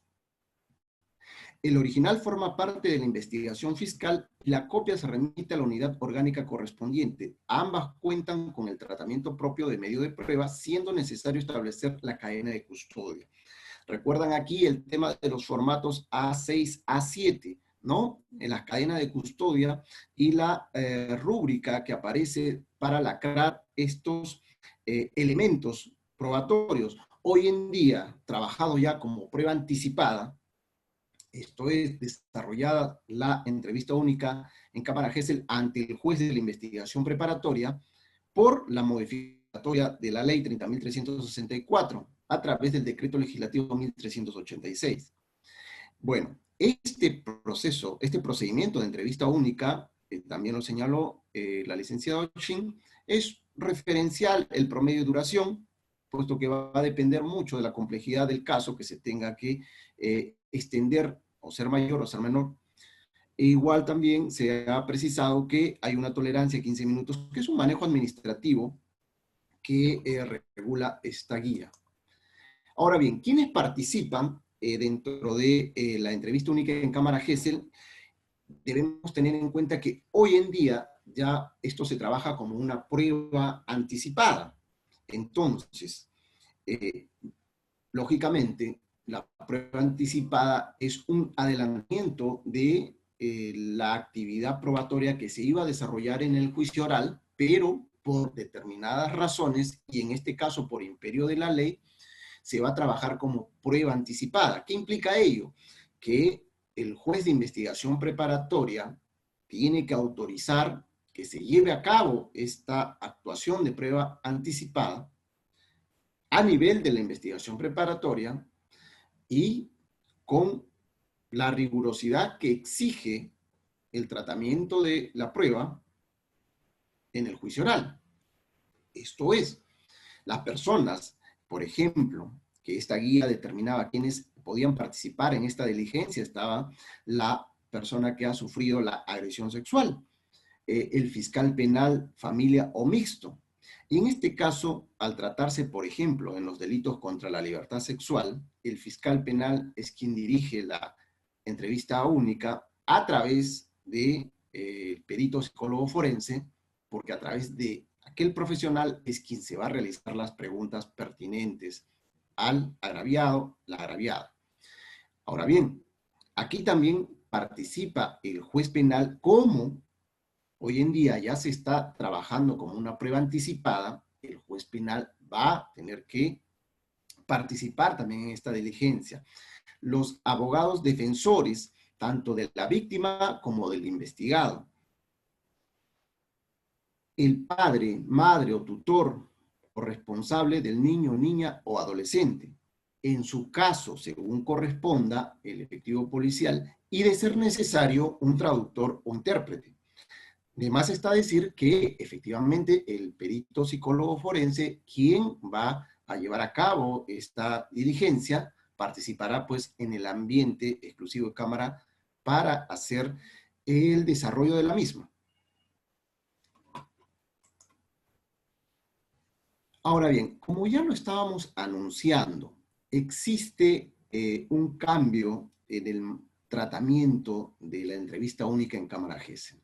Esto nació como una prueba preconstituida y hoy en día se habla de una prueba anticipada. Entonces el paso es de la prueba preconstituida a la prueba anticipada. ¿Recuerdan ustedes cuándo se dio la modificatoria? Esto es el decreto legislativo 1386. Fue en el año 2018. Y en el año 2019, para ser más exacto, el 20 de noviembre del 2019, cuando se emite la casación 1668-2018, TACNA, la Corte Suprema se pronunciaba porque la entrevista única en cámara Gesell debería de tratarse como una prueba preconstituida. Y he citado aquí en esta diapositiva el fundamento 14º de aquella casación emitida por la Sala Penal Permanente de la Corte Suprema. Y se decía lo siguiente: la cámara Gesell es un ambiente acondicionado que permite la realización de la entrevista única a niñas, niños o adolescentes víctimas y o testigos. Posibilita el registro y la preservación de la declaración o testimonio. La entrevista única es una diligencia judicial que registra la declaración o testimonio y tiene como finalidad esclarecer la verdad de los hechos y evitar su revictimización. Aquí es interesante este punto, evitar la revictimización. Es muy importante ello porque cuando se trabaja en los casos de entrevista única en cámara Gesell, uno debe tener la idea de que será la única oportunidad que podrás obtener la información de la fuente confiable y directa de cómo sucedieron los hechos. Es por eso que se requiere un especial trabajo en atención a que no deberá de volver a repetirse esta diligencia. Y más aún, hoy en día, que ya se está trabajando como una prueba anticipada. Pero sigamos esta jurisprudencia. Se detalla, en ese sentido, el agraviado durante su realización relatará los hechos que son materia de imputación, de acuerdo a su edad cronológica y entorno social y cultural, en lo posible, sí. Las características físicas y el nombre del presunto responsable de los hechos, por las condiciones de realización y la interés con que se lleva a cabo. Entonces, Ya, pero acá, sí, por favor, hay un micrófono abierto, gracias. Sí, En esta jurisprudencia, al año 2019, se seguía todavía trabajando Cámara Gesell como la entrevista única en Cámara Gesell como una prueba preconstituida, a pesar que ya desde el 2018 existía la modificatoria. Es una nota muy curiosa porque la Corte Suprema se pronuncia sobre este punto, en especial recién en el año 2020. Vamos con la siguiente jurisprudencia. En la casación 21-2019, que se da en febrero del 2020, en esta casación es cuando hay un punto de quiebre. A partir de esta casación, ya la Corte Suprema trabaja la entrevista única en Cámara Gesell como prueba anticipada. Y bajo el amparo legal, puesto que ya existía la modificatoria, señala que este debe ser el tratamiento correcto y no como se había venido desarrollando anteriormente. En el fundamento, aquí en este es el fundamento sexto. En tal virtud, por imperativo legal, la regla es que solo se tome una declaración a la víctima. Su no repetición está condicionada, desde luego, a la corrección de su ejecución, a cargo de un experto y bajo protocolos consolidados que apunten tanto al debido esclarecimiento de los hechos, cuanto al cuidado de la situación personal de la agraviada y al respeto del principio de contradicción. Claro, si vamos a trabajar la entrevista única en Cámara Gesell como una prueba anticipada, mínimamente todos los principios y postulados del juicio oral van a tener que trasladarse a esa diligencia y observarse en la rigurosidad necesaria para que la misma guarde los estándares mínimos que se requiere y sea considerada como tal cuando corresponda su valoración por los jueces de juzgamiento, sea un juzgado unipersonal o un juzgado colegiado. Ahora bien, se detalla en esta jurisprudencia. Y respecto al principio de contradicción, la presencia de la defensa técnica de las partes procesales e intervención en la formulación de las preguntas, repreguntas y objeciones, si así fuere menester. Recordemos, como hoy en día ya se trabaja esto como una prueba anticipada, las reglas del interrogatorio y contrainterrogatorio que puedan darse admiten esa posibilidad. Tenemos en cuenta que va a ser un juez de investigación preparatoria quien va a participar en esta diligencia. Pero cuando se trabajaba como prueba preconstituida, ¿cómo podíamos entender que a las preguntas que realice el Ministerio Público podrían presentarse algún tipo de objeciones, ¿no? ¿Cómo se resolvería ahí en esa circunstancia alguna objeción? Pero bueno, hoy en día ya la situación ha cambiado. En esta jurisprudencia se hace mención que sobre el particular se debe seguir la guía de procedimientos de entrevista única de la víctima aprobada por Fiscalía de la Nación y es al cual se ha dado cuenta minutos antes.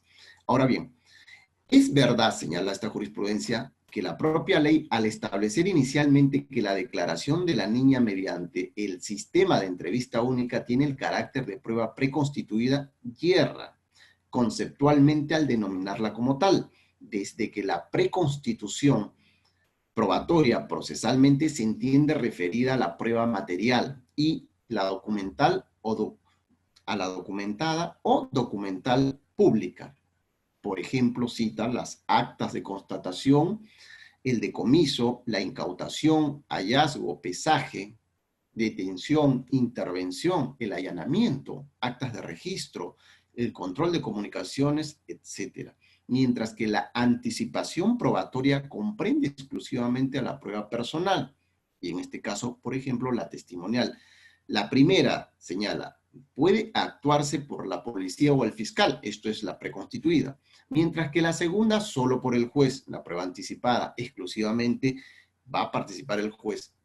Empero, lo esencial y determinante desde la perspectiva jurídica es que la entrevista única se realice bajo los requisitos antes indicados y, de ser así, tendrá eficacia probatoria y por ende podrá ser valorada por el juez conforme a las reglas de la sana crítica. En cristiano, más sencillo, se tendrá que trabajar a partir de esta jurisprudencia como una prueba anticipada para los efectos de su eficacia probatoria. Luego, continúa este fundamento. La prueba anticipada debe ser dispuesta como presupuesto para su realización solo en los casos de irrepetibilidad y de urgencia, que es una exigencia común a la prueba sumarial o instructora, en la que incluye la prueba preconstituida. Los motivos asumidos por el legislador siguiendo la fuente italiana para su actuación están referidos a la posible no realización en el juicio oral de esas declaraciones de testigos o peritos cuando sufran enfermedad u otro grave impedimento. Efectivamente, cuando se da estas circunstancias de que no se va a poder actuar la prueba en el juicio oral porque existe peligro para la vida del órgano de prueba, porque puede ser el caso que haya sido ya, haya sufrido atentados contra su vida, o puede ser el caso que tenga alguna enfermedad y que la misma va a ser imposible que a futuro pueda realizarse esa actuación probatoria y requiere en este caso la actuación de una prueba anticipada. O dice, cuando tales órganos de prueba han sido expuestos a violencia, amenaza, ofertas, promesa de dinero u otra utilidad para que no declaren o lo hagan falsamente. Efectivamente, por ejemplo, en los casos de crimen organizado se ve mucho estas circunstancias de que se atenta contra los órganos de prueba y se ve pues la imposibilidad en algunos casos de que los mismos concurran al juicio oral. Es por ello que se procura trabajar con una prueba anticipada para que se asegure la información que va a llegar al juicio oral.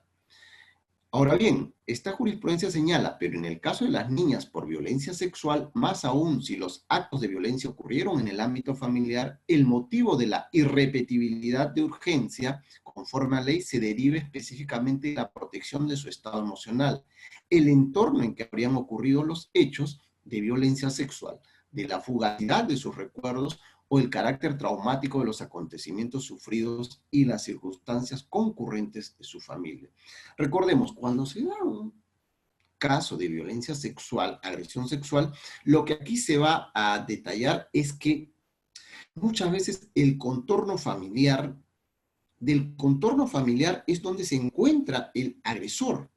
Y es el contorno familiar quien ejerce determinada presión para que la agraviada, la víctima, no continúe con este caso o la información que va a brindar ya no sea la que inicialmente se tenía a través de los órganos de prueba indirectos.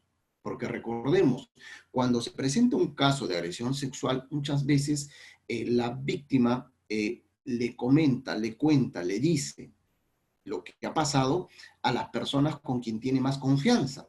En algunos casos, pues, serán las personas directas del vínculo familiar, padre, madre, hermanos, primos, o en otros casos serán personas muy allegadas, como son los profesores, docentes, amigas, amigos.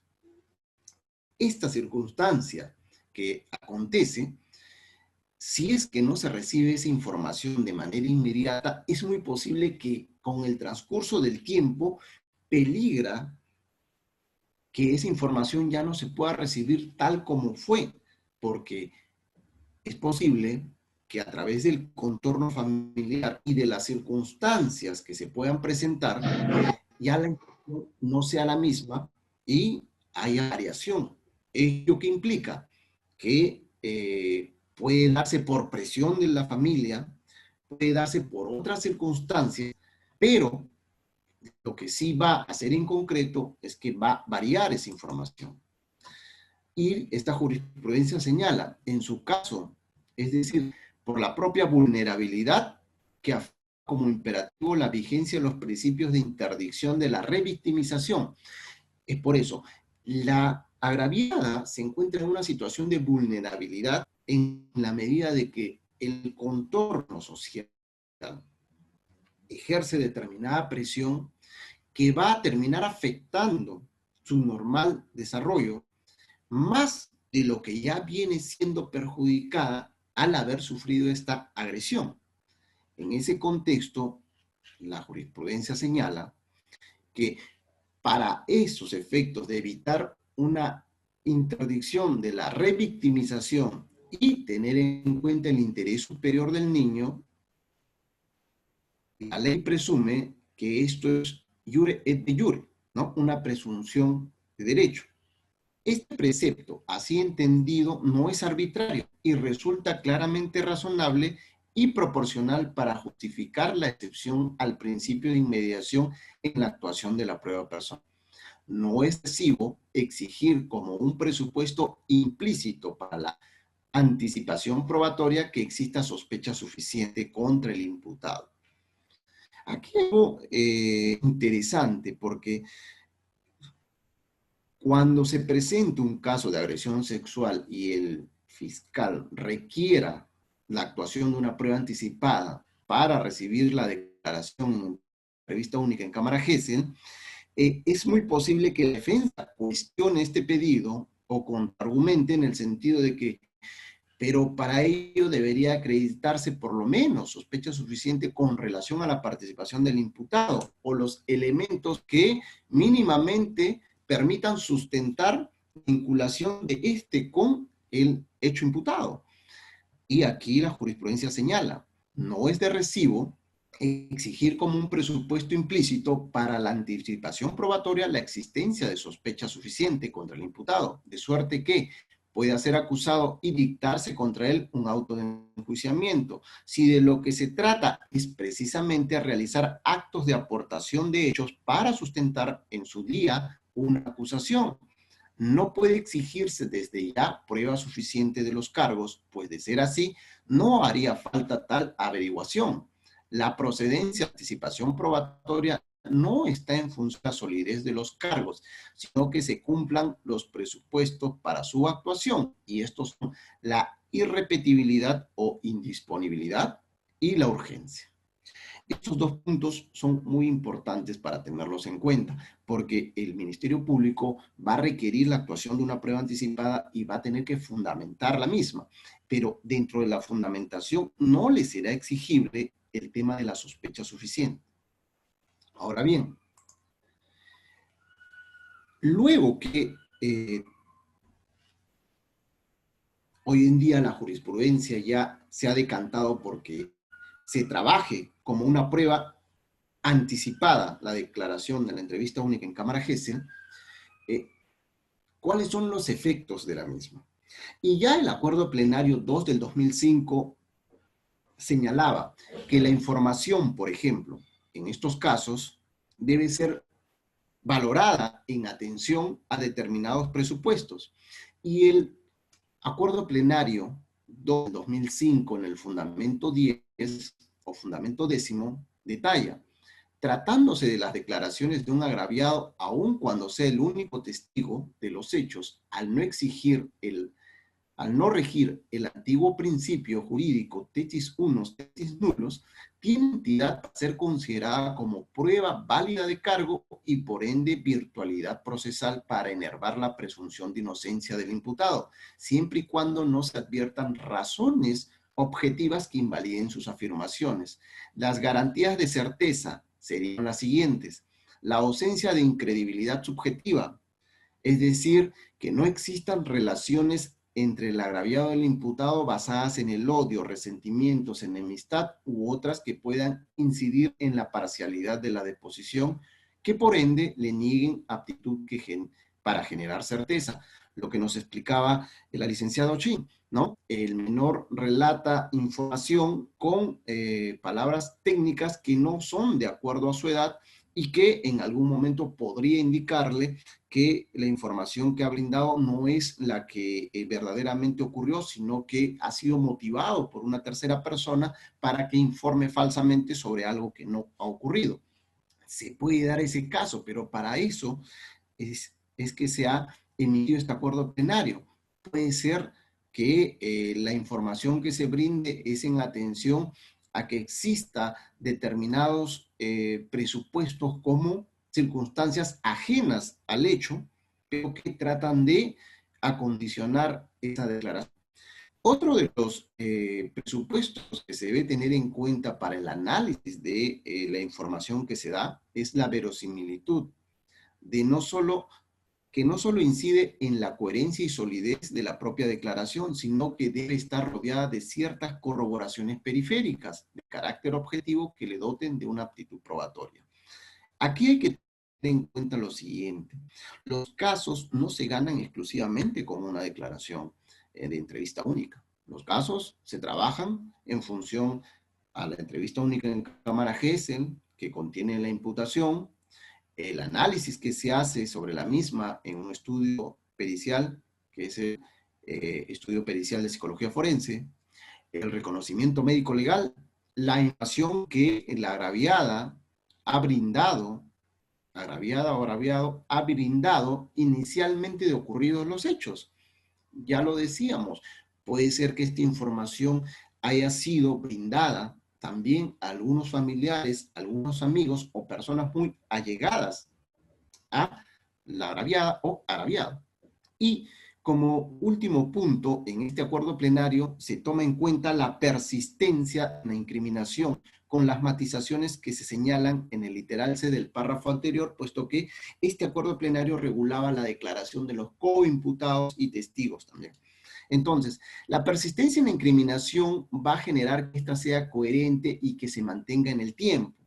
Pero para el caso de la entrevista única en cámara Gesell, como lo decíamos, debe ser en una sola oportunidad la que se debe de tratar de desarrollar con la mejor disposición y la mayor predisponibilidad de los operadores jurídicos para que se recoja la cantidad de información suficiente para resolver un caso. Luego tenemos el acuerdo plenario 1 del 2011. Este acuerdo plenario también resulta importante en el desarrollo jurisprudencial para este tipo de delitos y en particular para la evaluación de la información que surge en cámara Gesell, porque se detalla en el fundamento número 37, el Estado ha de mostrar una función tuitiva respecto a la víctima que denuncia una agresión sexual como criterio de justicia y fines de eficacia probatoria. La victimización secundaria, esto es la revictimización, que no se lleve a cabo una segunda oportunidad, que sea una sola vez la entrevista única, hace referencia a la mala o inadecuada atención que recibe una víctima por parte del sistema penal e instituciones como son instituciones de salud, policía, entre otros. La revictimización también incluye la mala intervención psicológica, terapéutica o médica que brindan los profesionales mal entrenados para entender situaciones que revisten características particulares. Tengan en cuenta este fundamento, porque al final vamos a tocar como ejemplo un caso muy interesante que hoy en día ha surgido. Pero razonemos en base a este argumento de este acuerdo plenario.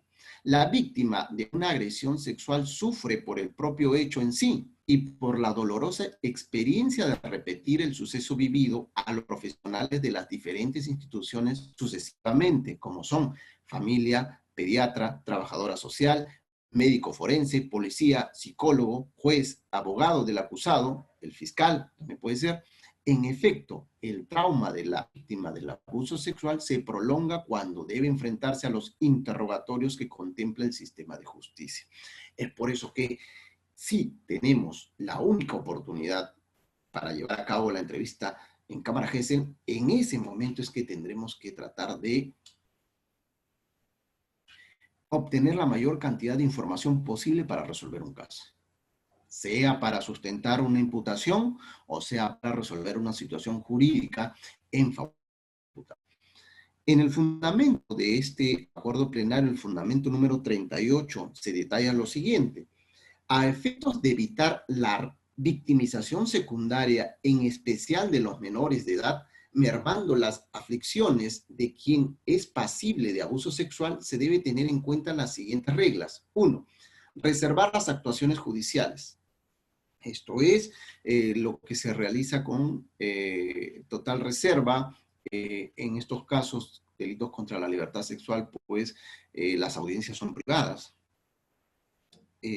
debemos tener en cuenta también que a la agraviada o agraviado se le identifica con iniciales. Hay una identidad reservada. La preservación de la identidad de la víctima. Promover y fomentar la actuación de una declaración de la víctima. Y aquí es donde nuevamente volvemos a incidir. Solo debe desarrollarse en una única oportunidad.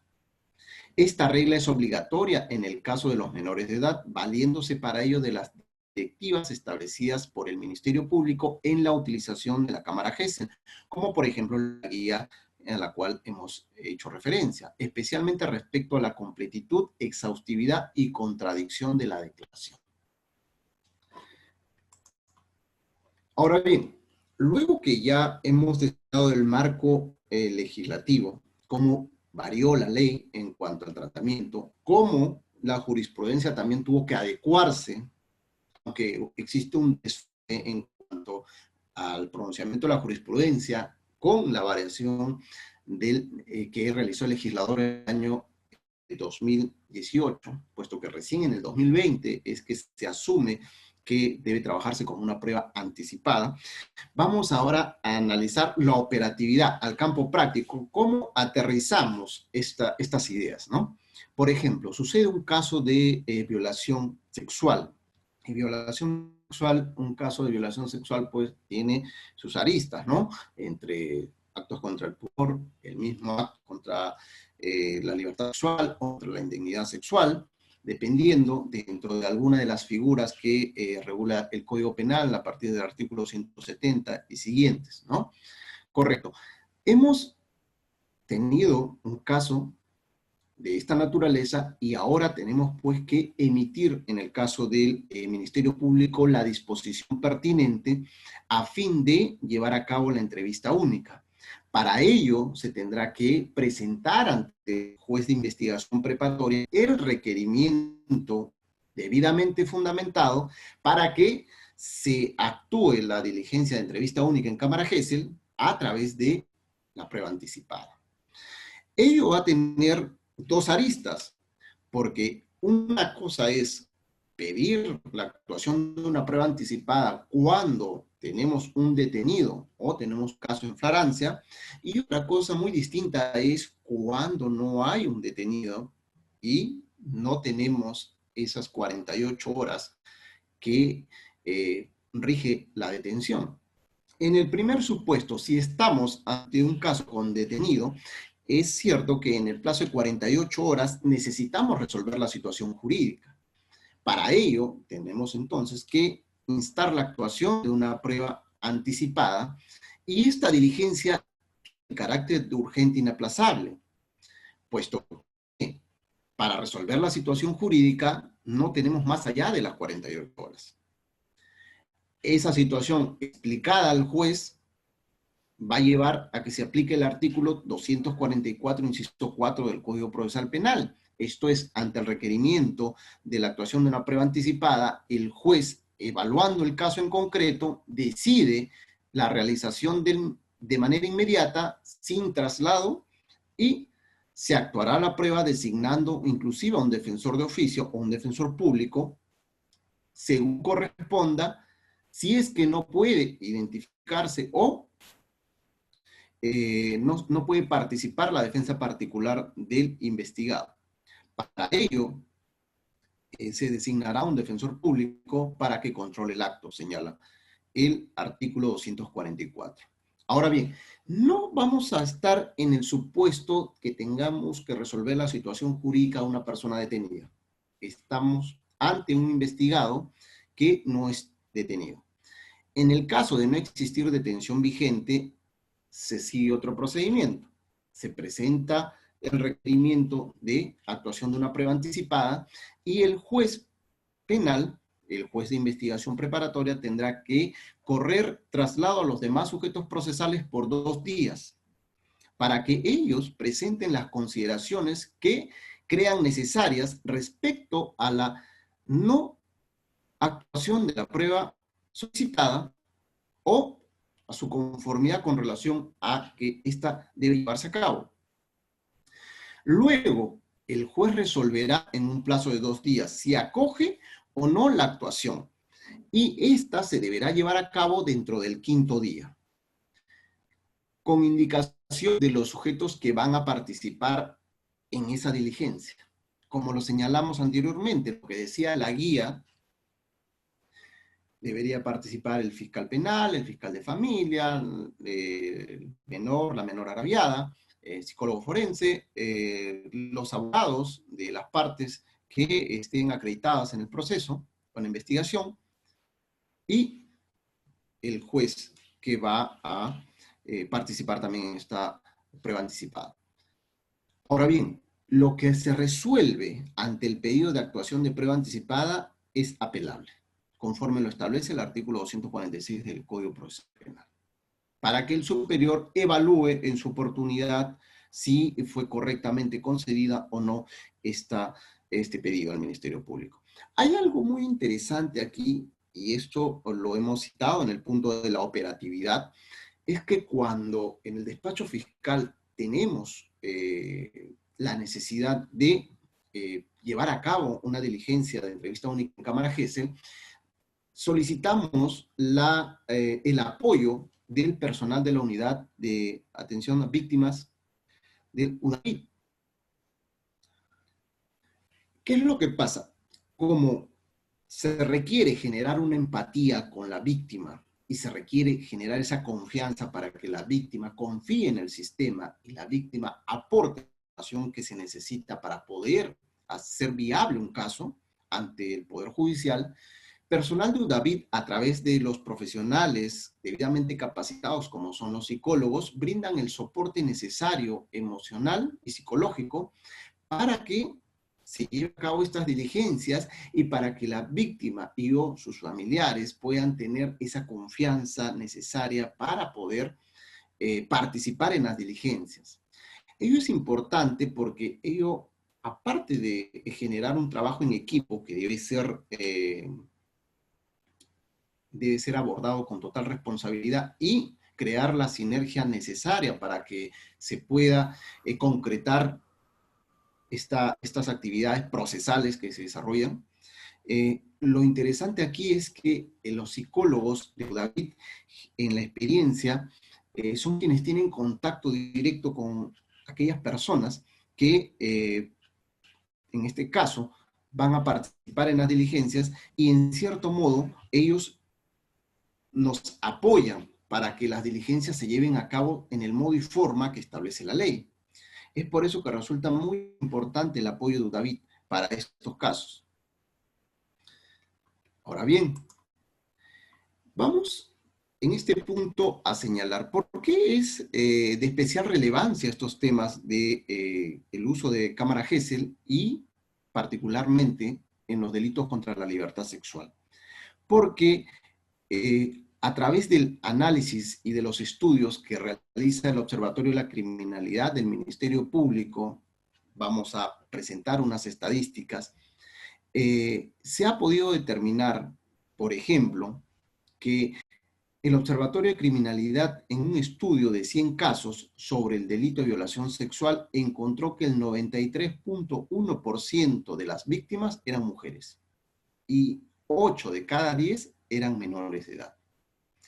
Este estudio se realiza durante los años 2013 al 2018. Luego, otro reporte de estadística es el que tenemos a continuación. Aquí, por ejemplo, el Observatorio de la Criminalidad determina que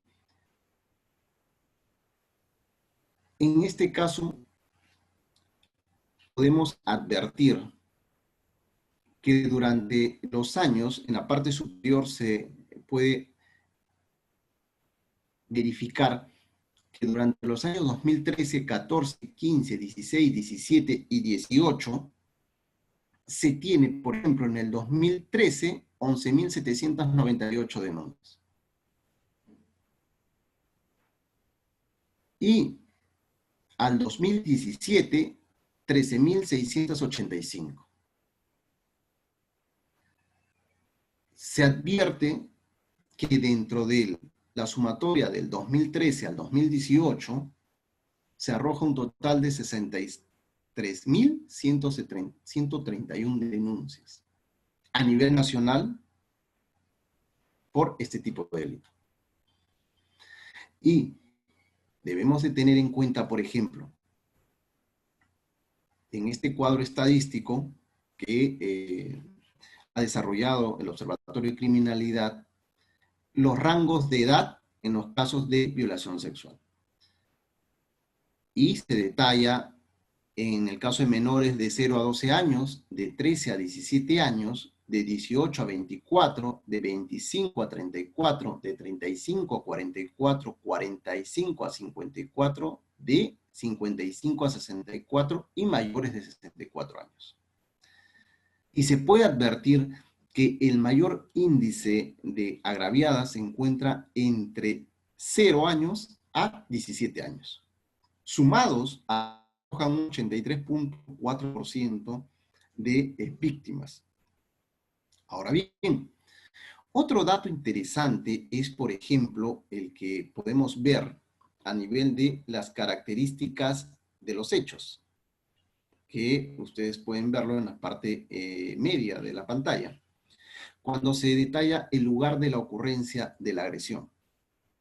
Y en estos casos, por ejemplo, se detalla en la vivienda del imputado, cuando se trabaja sobre información dentro de la casa, se dice, en la vivienda del imputado el 26% de casos. En la vivienda de la víctima el 21% de casos. En la vivienda de ambos el 12% de casos y en zona desolada el 32%. Cuando es fuera de la casa, se ve que en un establecimiento público sucede en 4%, en un vehículo u otro medio de transporte un 3% y en el lugar del trabajo 2%. Sumados los porcentajes dentro del hogar, hay un 59% y fuera del hogar, de la casa, un 41%. Estas estadísticas nos hacen reflexionar sobre la cantidad de agresión sexual que se presenta en nuestro país. Muchos dirán, sí, pero en estos datos habría que verificar si existe alguna cifra negra. Es decir, aquellas denuncias que de por sí no constituyen una agresión, pero que igual también pasan a ser parte de la estadística y que son ingresadas al sistema. Pero advertimos de que durante los años 2013, 2014, 2015, 2016 y 2017, vemos en la parte superior cómo se mantiene un número totalmente ascendente y es excesivo en todo caso. Ahora bien, aquí hay otro cuadro que maneja también las mismas estadísticas, pero dentro de otra presentación.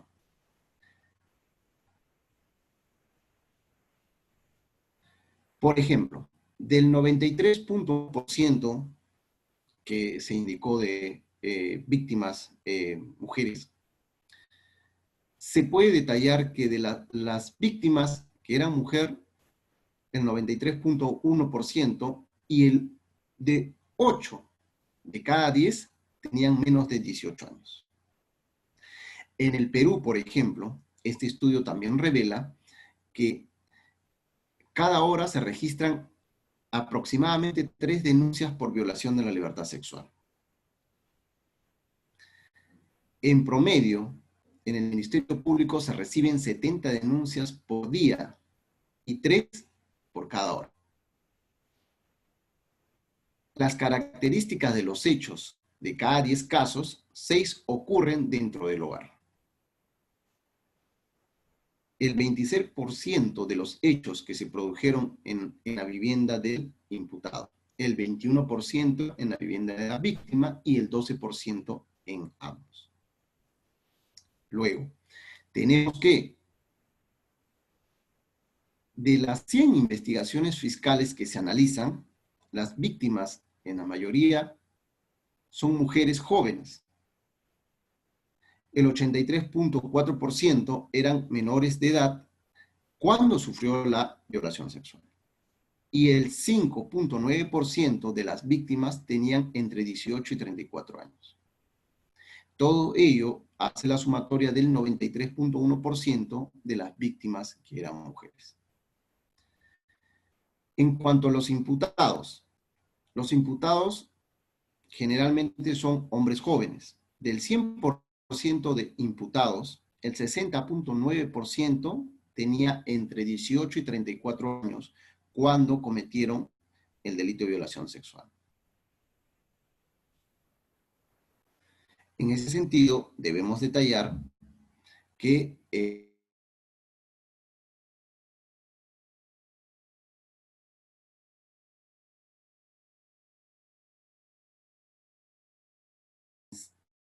desarrollarse a nivel del gobierno es que es enfocar no solo en el tema de la represión o el tema de el mensaje que establece delitos, sino que ya se debe trabajar a nivel de una política, no de una política criminal que es la que se desarrolla para el tema de legislar y analizar hechos que vulneran bienes jurídicos, sino a través de una política pública que